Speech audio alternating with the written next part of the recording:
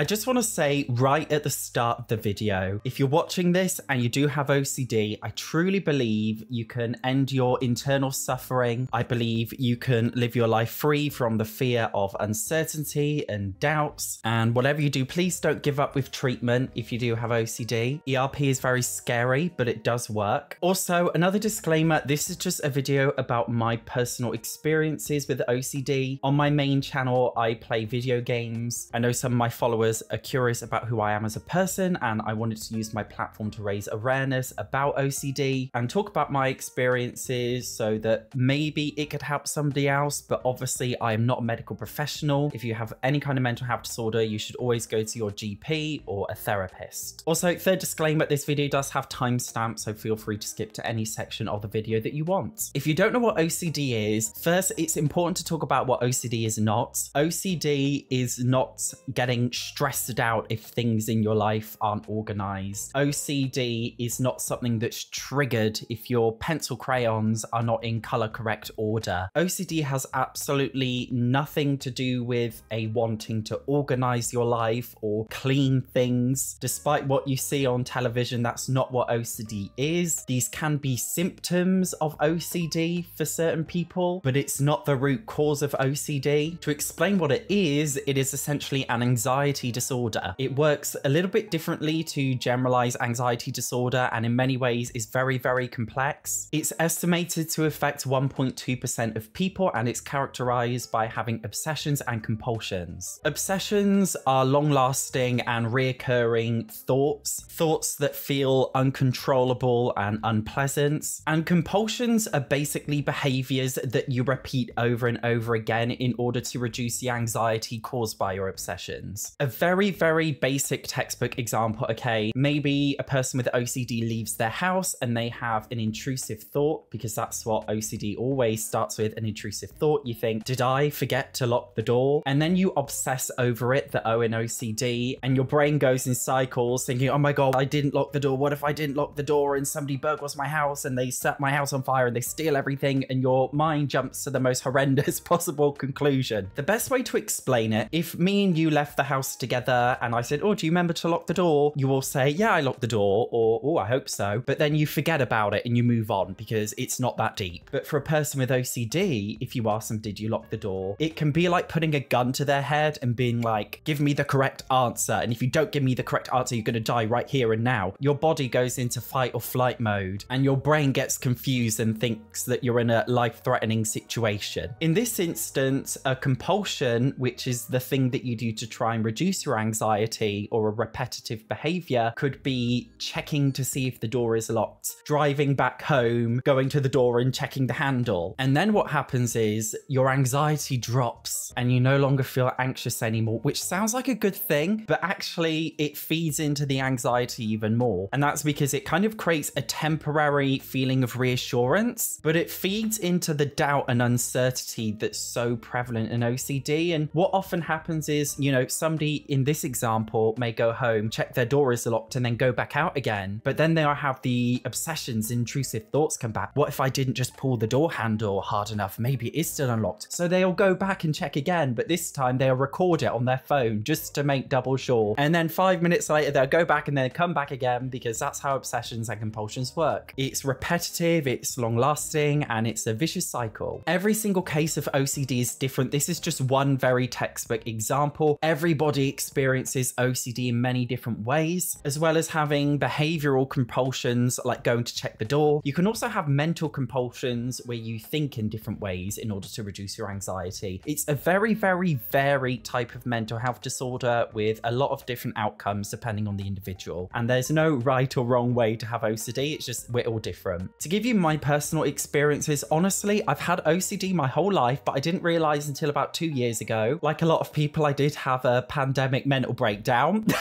And as a result, my anxiety got very, very bad and I was very scared, and I Googled, what the hell is happening to me? Why am I having these scary thoughts? And then that brought me onto OCD. So I went through the NHS, the British National Health Service. I had a phone call with a healthcare professional who triaged me. That basically means they assessed my vulnerability, because some people with OCD, they are so bad that they cannot even leave their homes. It's very serious. I'm very grateful grateful and fortunate because it really didn't affect my life in the sense that, you know, I could leave my home, I could do anything I wanted to do. It wasn't really a barrier to my life. It was more so just the anxiety itself. So because they categorized me as a low vulnerability to my own health, they didn't actually put me forward to therapy. It's very weird, but in the UK, they prescribe self-help books as medication. It's like the first step, and then if that doesn't work, you move on to the next step, which is, you know, group sessions, and then if that doesn't work, you move on to therapy. In terms of my experience with the self-help books, I actually got on with it very well. Again, I would say I'm very fortunate because I studied psychology at university. I already had a very basic understanding of mental health and the models and the treatment programs, so I was basically like my own therapist in a weird way. I did self-guided ERP, and because my anxiety got to a point where it wasn't really that bad at that point, I thought it was terrible, but looking back, it wasn't that bad. I was able to do it safely by myself, and it resolved all of my problems. What once plagued me basically my whole life felt like it was gone. My first experience, I think, of OCD was maybe when I was a child, where I had a fear of the dark, and my compulsion was to turn my light on because it reduced my anxiety. So I'd sleep with the light on every single night. Another thing I remember doing was when I was coming to the realization that I was gay, it caused me some anxiety. So I used to do this thing where I'd walk from one side of my bedroom to the other, but I'd force myself to do it in an even number of steps. And I'd say to myself, if I did it in an even number of steps, it would cure my gayness. OCD is very interesting, I think, psychologically very interesting, and also I think very misunderstood. But I will say, once I got my official diagnosis, my whole life just changed in terms of my perspective. I started realizing things that I used to do when I was younger, maybe anxiety that I used to have, even just social anxiety that I've had. It made me realize what the root cause of it was. And in a very strange way, I was really excited when I got diagnosed, because it's like, finally, I know what's wrong, and now I know what's wrong, I can treat it and I can deal with it, which I have done. Which is why I will say, again, this is just my experience. I don't know if it applies to anybody else, but from my experience and my perspective, I'm so grateful I got diagnosed with OCD. And that's because it's totally changed my relationship with anxiety and uncertainty and doubts. And it's allowed me to grow and perceive the world in a way that I feel like is more psychologically healthy. In terms of treatment for OCD, as I said before, I got prescribed self-help books. Genuinely, I did find they were helpful. I'm not gonna lie, like, I was getting a little bit lazy with it, but I just had this thing in the back of my mind saying, you've got to do it. You've got to push yourself to actually resolve this issue. And every single day, I took it upon myself to read a chapter of the book, and I finished the book. I did all of the different exercises in it. I read every single page, even pages that I didn't think were relevant to me, and it really helped boost my understanding of OCD. The main core treatment for OCD is called ERP, exposure response therapy. In a way, treatment for OCD is kind of like treating a phobia. If somebody has a fear of spiders, the only way that you can ever really resolve that fear of spiders is if you hold a tarantula in your hand for 2 minutes. After doing that, you realize, oh, actually, it's not that scary. And then the next time you see a common house spider, it doesn't bother you anymore. But of course, throwing somebody into an extreme situation like holding a tarantula if they have OCD is pretty terrifying and high level. So actually, you categorize your triggers or your obsessions depending on how anxious they make you feel. And you start off with the mild ones and gradually go up and up and up. With ERP, you work your way towards exposing yourself to the things that you obsess over, because most people with OCD, we hide from our obsessions and we try and block them out. With ERP, you have to stare at it in the face. And most importantly, you have to avoid the compulsion. So back to my original textbook example of somebody panicking because they thought, oh no, what if I didn't lock the door? With ERP, perhaps somebody with that form of OCD would leave the house and basically force themselves to not go home and check the door. What happens with ERP is your anxiety rises to very, very high scary levels, but eventually your brain gives in and says, I don't care anymore, and the anxiety just goes away because your brain starts to realize, actually, this is not a threatening situation, therefore I don't need to be in fight or flight mode because my life is actually not in danger. As far as I'm aware, ERP can take a very long time or a very short time depending on the person. For me, I just tried my best to do it consistently and always make sure I was exposing myself to the things that terrified me, and that's helped me a lot in my journey of coping with OCD. Of course, there are medications too, which help to change the way that your brain chemicals work. Medications that release more happy hormones or medications that suppress stress hormones. I don't know exactly how it works. I personally don't do the medication thing. Of course, medication is not a bad thing if you truly believe and your GP or therapist believes that medication will truly work for you. Medication should not be stigmatized. If you need to take medication, then you do that. For me personally, because my OCD was never severe, I wanted to try and do it without medication, which I have done. But there are many different ways OCD can be approached. But of course, it is always important to seek professional advice, as there is a lot of misinformation out there, unfortunately. And that leads me on to my next point, which is things that I try my best to avoid whilst trying to overcome OCD. First off, avoiding the internet and searching for things in search engines and searching for things in forums. This does not help. It only makes problems worse. Do you know what I mean? Like, you get a mild headache, you search it online, and suddenly you'll be met with all these articles, and it's so ridiculous. This is why I don't like Googling things. If I have a problem, I don't search for an answer on the internet. And I think searching for answers is something that definitely plays into OCD. As I said before, it's built on the constructs of having doubts and uncertainty, and I must feel certain because uncertainty is scary. So you seek answers, but seeking answers, I feel like, only just feeds into the issue. Another thing I try my best to do is reassurance and checking. Are my thoughts normal? Are they bad? Are they harmful? It's a question that doesn't need an answer. People who do not have OCD generally don't feel like they need to reassure themselves of their thoughts. They don't need to check if they are normal. They just don't care. And it's a weird one because you'd think trying to find reassurance and checking that you're okay is a good thing. But with OCD, it's kind of complex. Checking and reassuring that you're okay or that you're normal is just another compulsion, and it's not helpful. Perhaps with something else like depression, getting reassurance is very comforting and helps. But because OCD is a very different type of mental health disorder, it's almost the opposite. It doesn't help at all. It makes it worse. So that's something that I avoid. Another thing I avoid is hiding from fears. It's very, very scary confronting things that you don't want to. And it's very, very easy to avoid scary situations. Not just for people who have OCD, but I think anybody in general. We all experience fear, whether you have OCD or not. And when you experience fear, you have two options. You can run away and hide from the fear, or you can confront it head on. Confronting it head on is the scariest thing to do, but it's always the best thing to do because that's what helps you overcome your fears and your anxieties. So even if I don't want to experience, unpleasant feelings, I don't want to experience anxiety, I force myself to experience it anyway. Of course, you've got to have your limits. Like, I would never put myself in a situation that I don't think any other reasonable person would do. And not avoiding anxiety, if you know what I mean. Can't run, you can't hide. It's like a horror movie. You can't run and you can't hide.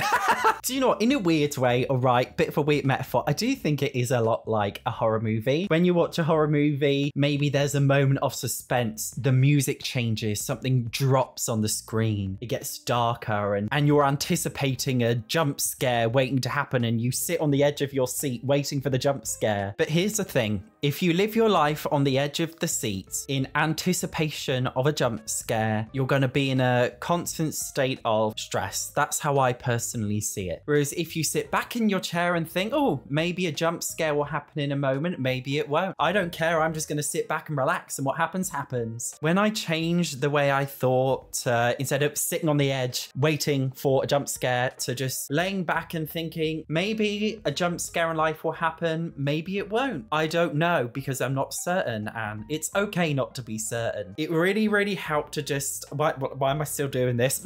It really helped to just change my relationship with anxiety. Fear is not a bad thing. It's just a normal thing. For me anyway, I try not to fear fear, if you know what I mean. In terms of things that do actually help me, firstly is understanding psychology. I did have a massive step forward because I studied it at university. As I said, I'm so grateful for that. But the great thing is when you learn about neurons, you learn about the brain, you learn about the body, it really helped me to approach my thoughts differently and not approach them with judgment, because learning about psychology just really helped me to look at the way I experience the world more objectively rather than subjectively. The thought itself is never harmful, it's just the way that you interpret the thoughts. Thoughts could be interpreted positively, negatively, or neutrally. And learning about psychology, I know it can be boring, especially if you're not an academic person, but for me anyway, having that generic understanding helped me a lot. Another thing is accepting uncertainty and doubt and anxiety with open arms. I think with OCD, for me anyway, I've always tried to crave the answer to an unknown question,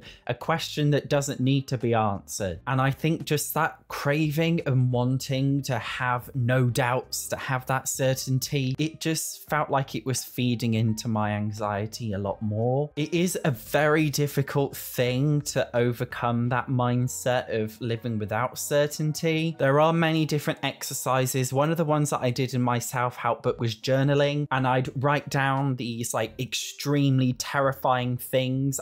All of my fears, my anxieties, I would write them down and I'd kind of turn them into this creative story where I was the main character and everything was disastrous in my life. And it's like a way of just accepting that you can't control everything. You can't control your life. Sometimes good things happen, sometimes bad things happen. It's okay because it's normal life. And for me anyway, it was like a way of immersing myself in my fears and eventually coming to the realization that actually, like, the thoughts that you have, it's not that deep. Oh, what if I didn't lock my door? You know, it's not that deep. Even if you truly did not lock your front door of your house when you left, it's not that deep. Before I came to resolve my OCD, I thought to myself, it really is deep. It really is the worst situation in the world. But for me anyway, resolving my uncertainty and doubts definitely helped. In terms of the question I posed in this video, can you cure OCD? I intentionally put the word cure in commas. I also put an asterisk in this thumbnail, and that's because I think answering the question, can you cure OCD, is almost like an uncertainty fallacy, and it feeds into your doubts and uncertainty. When I first got over a lot of my anxiety, I said to myself, yes, I cured my OCD, but then I started getting anxious again. But what if I didn't cure my OCD? By giving myself that definitive answer of, yes, I cured my OCD, all it did was just give my brain an opportunity to doubt itself and say, but what if? What if you didn't cure it? What if it comes back? And then of course I got anxious, so it did come back.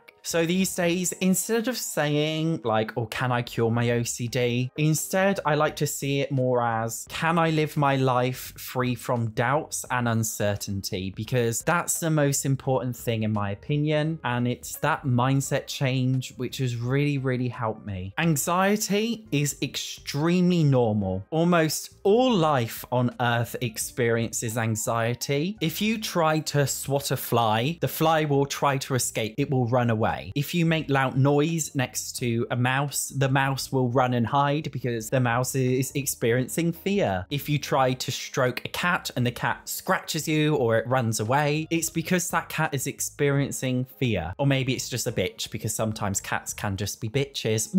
What I'm getting at is anxiety is not something that's exclusive to people who have anxiety disorders like OCD. All humans experience it. All living animals experience it. It's something that's ingrained in all living beings, and that's because it helps us to survive. Anxiety is great. Sure, we live in a modern world where we're in the safety of our own homes, but at the end of the day, we're still animals, just like all other animals in the wild. Technically, we have predators. In the prehistoric times, anxiety was extremely useful and purposeful because it helped us to escape, I don't know, big lions chasing us or whatever it was. So can you get rid of anxiety anxiety forever? Absolutely not. The problem for me anyway was not my anxiety, but the way I interpreted my anxiety. Thoughts are not the problem, it's the way I interpreted my thoughts. Just like how, you know, somebody may have clinical depression. They may overcome their clinical depression, but that doesn't make them immune from ever feeling sad ever again. And that's because sadness is a core human emotion. It's what makes us human, just as anxiety is what makes us human. It's what makes us alive, and that's a good thing. Maybe I'm a little bit crazy for thinking anxiety is a good thing, but that's how I try and look at it anyway. One of my favorite ever quotes about anxiety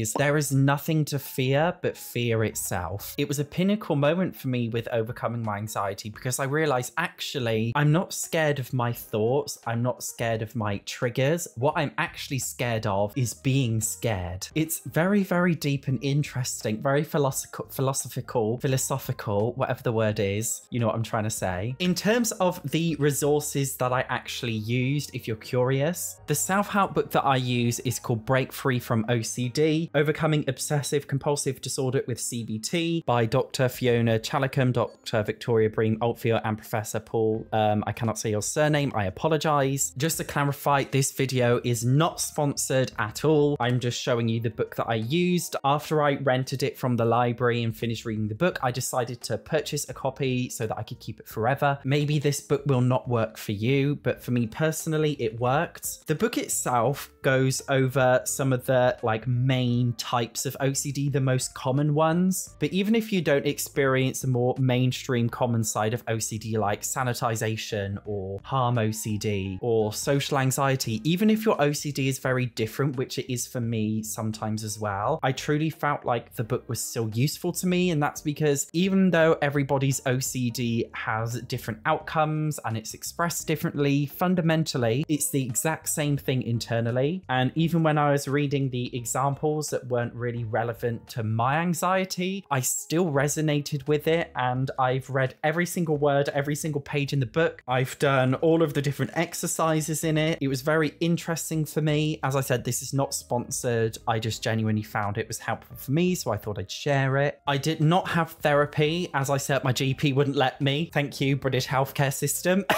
Don't mean to be political, but no, I'm not closed off from therapy. If my OCD did get really bad in the future and I had some kind of relapse that was severe, I would most certainly go forward for therapy. It was just not right for me personally at the time, but it is not a resource that I am closed off from. I'm also not closed off from potentially taking medication in the future if it ever got bad. But as I said before, it's something that I don't need an answer to. It's just another uncertainty. What if my OCD gets bad? What if it doesn't? It's just one of those questions that doesn't need an answer, but I'm not closed off from it. The third biggest resource to me was myself. That, oh my God, it's so cheesy. Be your true, authentic self. Seriously though, however much therapy you have, however much medication you have, however many self-help books you read, I think you can only ever really resolve your own problems if you tackle your problems face first. You stare at your problems in the face and you put effort in to deal with them. Nothing good in life is ever easy, and resolving OCD was certainly not easy for me. It was very difficult, but I pushed myself to do it. I pushed myself to do all the ERP even though I really didn't want to do it, and it was so scary, but I did it. And even though it sounds it sounds so cheesy, but I truly believe you are your own greatest friend. You could be your own worst enemy, but you could also be your own greatest friend and helper. Of course, having a therapist is so important because it guides you in the right direction. Reading the self-help books points you in the right direction. Of course, you can't do it alone. You can't be isolated at all. I think sometimes it's important to maybe reach out to a therapist or friends or family, etc. But fundamentally, at its core, my OCD was my problem. I am the main character in my own story, so it was my job to resolve it. Would I say I've killed my OCD? Nope, because I don't know. I don't want to live my life with